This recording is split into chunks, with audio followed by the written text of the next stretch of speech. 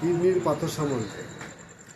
কিডনির পাথর হলে কী হয়, কিডনি পাথর কেন হয়, কী কী কারণে হয়।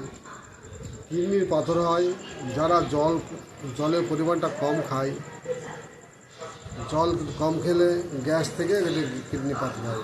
পেচ্ছাপটা কম হয়, ওই পেচ্ছাপে গ্যাস জমে জমে কিডনি পাথর হয়। অনেক সময় কিডনির মধ্যে ছাতা জমে যায়, কিডনির আস্তরণ পড়ে। কিডনির পাথর যদি যারা জল খায়, জল খেলে কিডনি পাথর হয় না। কিডনির পাথর হলে বিভিন্ন রকম সমস্যা দেখা দেয়। কিডনির পাথর হলে লিভার খারাপ হয়, লিভারের সঙ্গে কিডনিযুক্ত। কিডনির পাথর হলে রক্ত কম হয়, রক্তর হিমোগ্লোবিন নষ্ট হয়ে যায়। কিডনির পাথর হলে পরে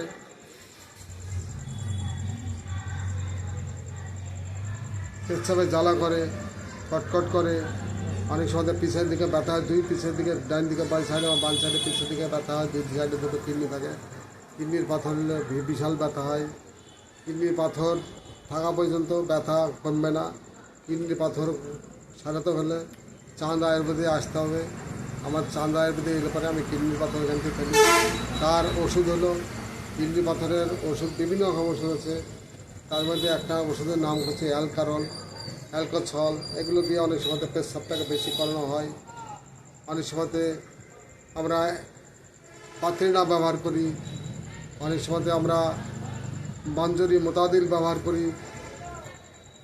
বিভিন্ন রকম মেডিসিন আছে কিডনির পাথরের। তো কিডনির পাথর ফেলতে হলে তার সঙ্গে অনেক পানিটা বেশি খেতে হবে, শশা খেতে হবে, প্রচুর পরিমাণে শশা খেতে হবে। শশা খেলে পরে কিডনির পাথর তাড়াতাড়ি পড়বে।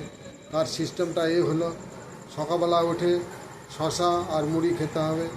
শশা আর মুড়ি খেয়ে কিছু পানি খেতে হবে। শশা মুড়ি খাওয়ার পরে কিছু পানি খেতে হবে, অন্তত লিটার খানিক পানি খেতে হবে। আর পানি না খেলে পরে অনেক কিডনির পাথর পড়বে না। শুধু মেডিসিন খেলে কিডনির পাথর পড়বে না, মেডিসিনের সঙ্গে সঙ্গে শশাও খেতে হবে, মুড়িও খেতে হবে। মুড়ি খেয়ে জল খেতে হবে। জল তো খালি খাওয়া যায় না, খালিটা দু এক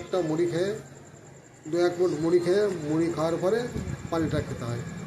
তাতে হয় কিডনির পাথরটা পড়ার তাড়াতাড়ি পড়ে। আচ্ছা, মিনারেল